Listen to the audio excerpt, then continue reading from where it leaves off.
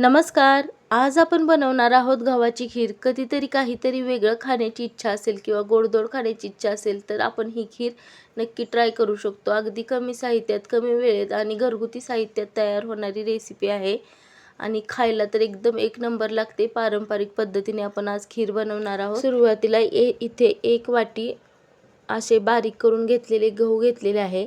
हे गहू मी 1 ते 2 पाण्याने स्वच्छ धुवून त्यानंतर थोडंसं वाळवून भाजून आपण मग मिक्सरमधून फिरवून घेणार आहोत. इथे तुम्ही टेक्स्चर बघू शकता. लहान मोठं असं गहू आपले बारीक करून घेतलेले आहेत. तुम्ही इथे लापशी देखील घेऊ शकता किंवा ही आपल्याला मार्केटमध्ये खूप इझिली लापशी मिळते. अशा प्रकारे आपण एका कुकरमध्ये तूप 2 ते 3 चमचे घालून गरम करून घेतले आहे. त्यानंतर इथे अर्धा वाटी खोबऱ्याचे बंद टाकलेले आहे. खोबरे थोडेसे लालसर भाजून झाल्यानंतर यामध्ये आपण तयार करून घेतलेली लापशी घालणार आहोत. ही लापशी आपण तुपामध्ये एक 10 मिनिटासाठी परतून घेणार आहोत. अशा प्रकारे एकदम मंद गॅसवर आपण लापशी परतल्यानंतर लापशीचा कलर तुम्ही बघू शकता. असे पांढरट लापशी दिसत आहे. इथे आपण चांगली खरपूस तुपामध्ये लापशी भाजून घेतलेली आहे. त्यानंतर आपण अगदी खळखळीत उकळलेलं पाणी 4 वाट्या घेतलेलं आहे.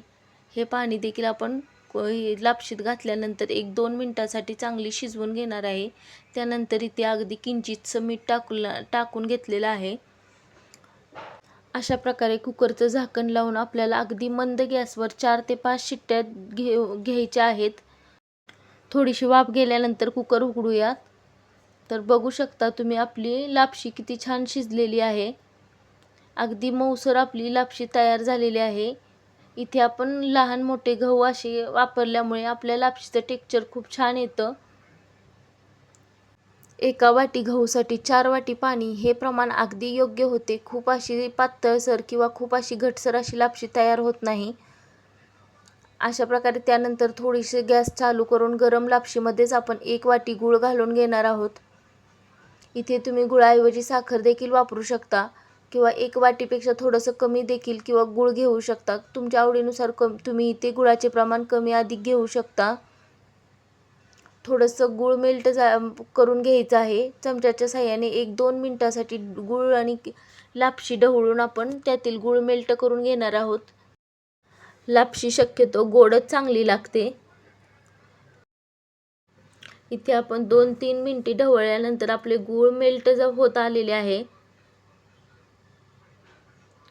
इथे तुम्ही लापशीचं टेक्स्चर बघू शकता. थोडंसं पातळसर टेक्स्चर होत आलेलं आहे.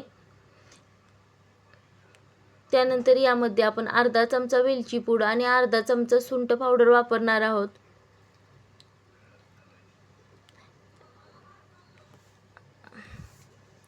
आपल्या लापशीचा कलर तुम्ही बघू शकता किती छान आलेला आहे.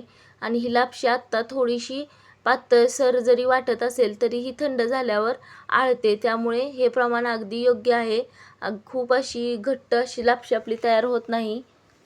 अशा प्रकारे आपली पारंपरिक पद्धतीची लापशी तयार होते. त्यानंतर याच्यावर आपण 1-2 मिनिटासाठी झाकण ठेवून दणदणीत वाफ काढून घेणार आहोत.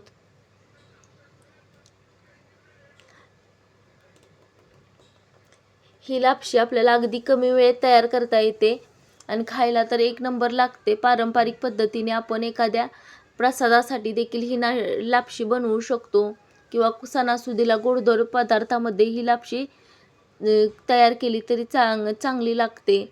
इथे आपण तुपाचे प्रमाण पण आपल्या आवडीनुसार ठरवू शकतो किंवा शिजून आपली तयार झालेली लापशी असेल तर वरून देखील आपण इथे तूप घालून खाऊ शकतो.